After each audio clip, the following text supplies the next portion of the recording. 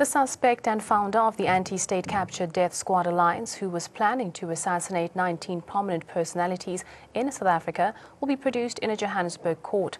President Jacob Zuma and his son, the Gupta brothers, Eskom chairman Ben Ngubane and the former Eskom CEO Brian Molefe are on the hit list of the state capture death squad alliance. The information was revealed to ANN7 by highly placed sources. Hawks arrested a 23-year-old man in Midrand for plotting to murder at least 19 people, which includes cabinet ministers, executives of state-owned entities and prominent South Africans. The suspect was arrested while explaining the assassination of alleged state capture beneficiaries to donors. The assassination plot would have been carried out by undercover coup plot snipers. There's a perception that it's only 19 people that were being targeted. We're talking about 23 people that have been targeted. These are politicians, your ordinary South African citizens, cabinet ministers. This information, of course, we picked it up in October last year, and we have been monitoring this suspect since then. There are two organizations that we are talking about. The anti-state capture death squad that had 19 people targeted, as well as the anti-white monopoly capitalist regime that had targeted about 4 people. This is the same person. It's not two different organizations that were actually plotting these assassinations.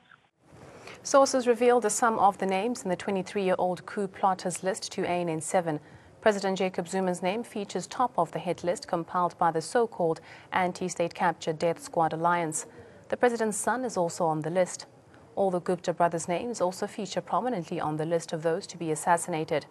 Eskom chairman Dr. Ben Ngubane and former Eskom CEO turned MP Brian Molefe's names also feature high on the list of the coup plotters.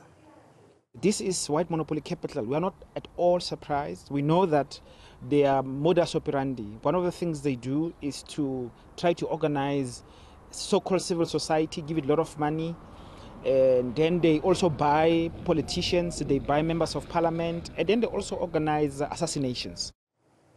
And here's how the Hawks stumbled on this plot. In October 2016, the crime-fighting unit intercepted communication material of the possible assassinations. The communication included letters sent to selected companies to donate money to fund the operation.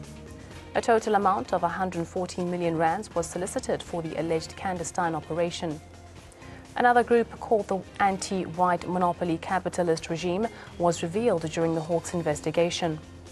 This group used the same modus operandi of soliciting donations for assassinations. The hit list includes 4 prominent individuals as targets of the plot. We should not go the route to say that, political agendas must turn into criminal activities.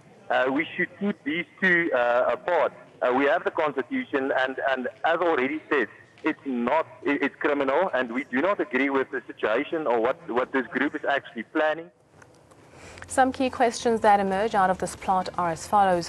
What happened to the donors who were present where the assassination plot was being discussed? Can a 23-year-old be the mastermind or founding member of a serious and organized plot to assassinate prominent individuals? Is it not suspicious that such a clandestine operation would give itself away by writing letters to businessmen? Who else is on the hit list created by the anti-state capture group and anti-white monopoly capitalist regime? 1. A single person planning a coup of what is now reported as 19 and even being speculated 23 senior government officials is highly unlikely. 2. Organization names are now being mentioned as being a part of this plot. Why are we only then seeing one arrest? Point number 3. If this was picked up in October 2016 and there was actual serious intent to execute, why wait until now? Because we are talking about the lives of senior political officials.